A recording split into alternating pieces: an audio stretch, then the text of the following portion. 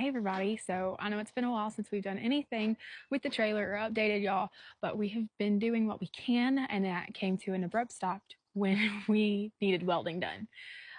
Thankfully, we had a friend reach out and offer to come teach us how to do the welding that we need done. So they're here right now. They're going to get some stuff done, and let's go see how it's going.